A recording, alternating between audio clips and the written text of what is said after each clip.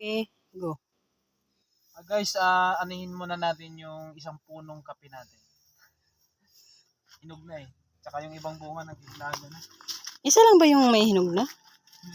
Yung dyan sa isa. Ito guys, oh. Okay. Ang dami na pala sa baba. Ayan. Kasi yung pagpunta namin,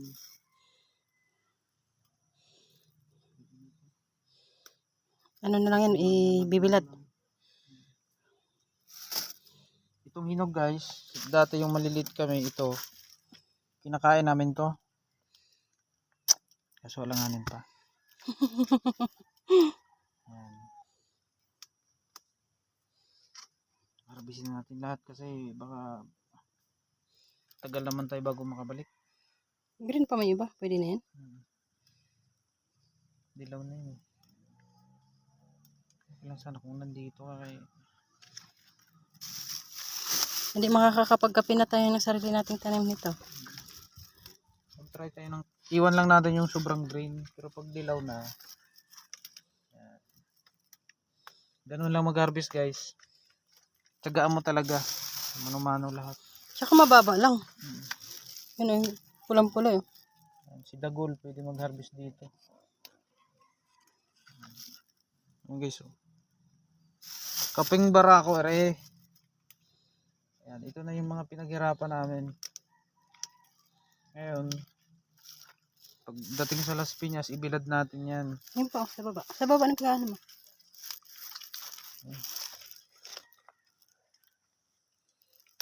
Ito guys, pwede kainin eh. Pag hinog na. Matamis. Pero yung balat lang. Tapos yung buto, ilagay natin dyan.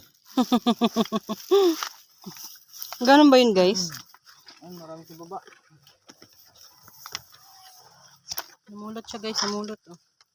Marami nang laglag pala sa baba. Kasi malakas ang hangin dito sa araw daw.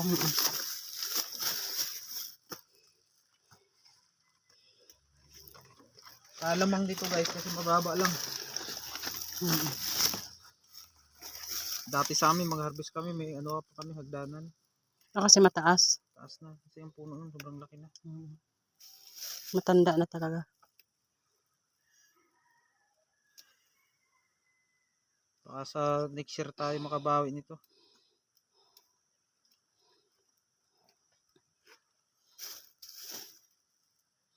Kuha lang tayo na 1 kilo, hindi okay na yun.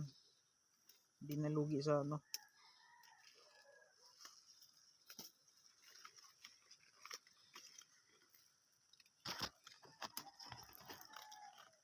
Kasi pag hindi masyadong hinog, maabutan pa natin yung pagbalik dito. Naglag na oh.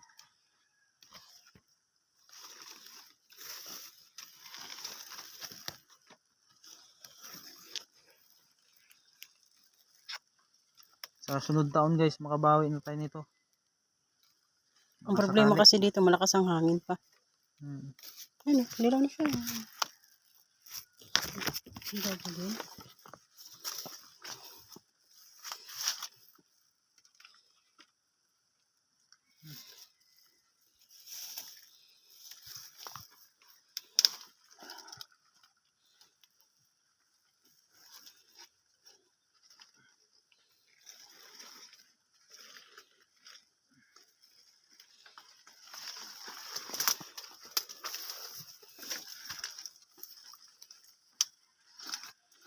Nanunusok yung pinya guys. Aray, Nanunusok yung pinya. Oh, lagay mo.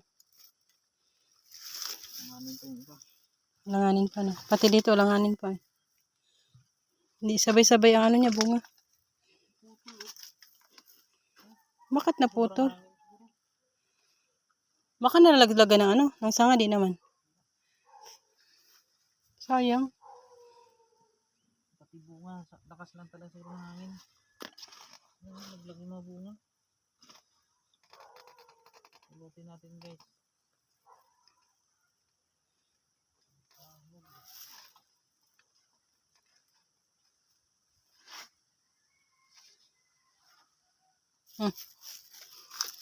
Lagay.